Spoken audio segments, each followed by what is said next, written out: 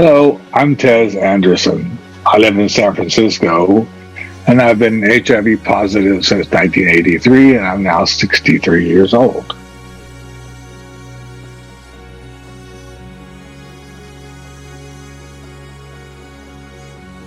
I moved to San Francisco in 1986 for love, and then I fell in love with the city more than the man. I keep thinking, where else would I move to? Would I go anywhere else? I can't think of a better city to live in. It feels like it's nice to be around people who are intelligent and open-minded, and there's not a lot of judgment going on.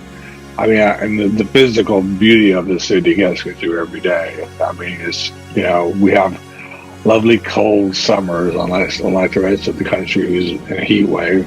But San Francisco is an amazing city. I mean, it's scenically it's beautiful, but the people are beautiful and the neighborhoods are vibrant. And I can't imagine living anywhere else. Honestly, I really like the people of San Francisco. My insider spot for San Francisco is Tank Hill. No one knows about it. It's at the top of 17th Street, just overlooking the city. And you get an expansive view of the Golden Gate Bridge all the way around to the city. It's a wide view. I have photographs taken up there frequently because I love the backdrop. You can see the entire scope of the city and even the Golden Gate Bridge from up there.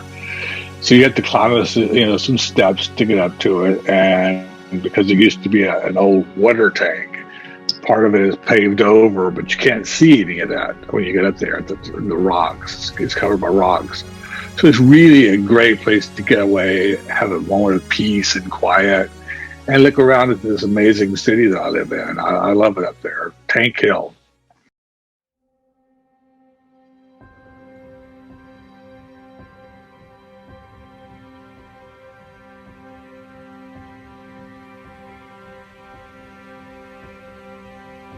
Well, first of all, I'm a long-term survivor of HIV. I have been living with the virus for, I think, 38 years, since 1983.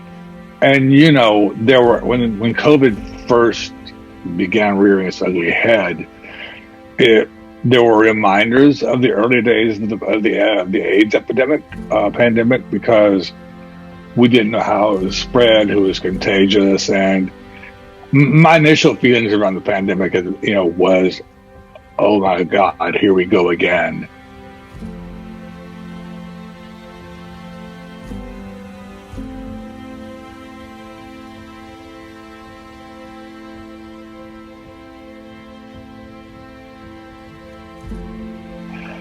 Because I had lived through one pandemic already, or I've been surviving one already, it's still not over.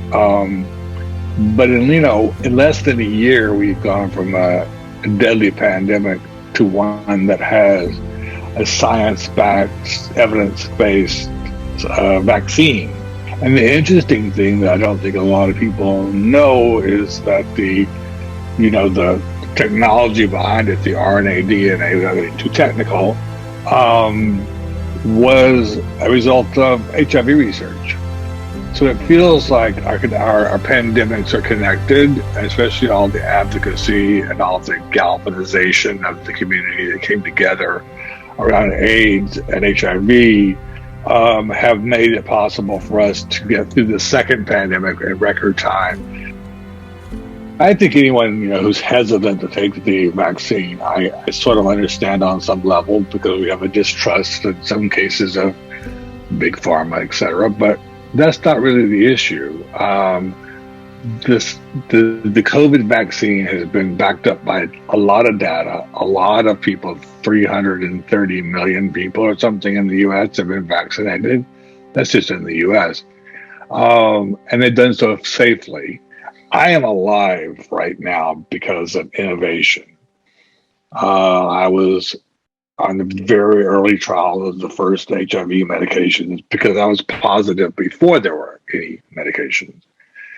So I put my life into the hands of scientists who could provide me opportunity to live I was also involved in several trials, including protease inhibitor, which is the one that extended our life for such a long time.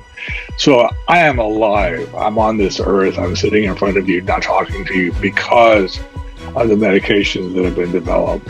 And so for that reason alone, I was willing to put my life in the hands of science, and the data shows that vaccine is effective.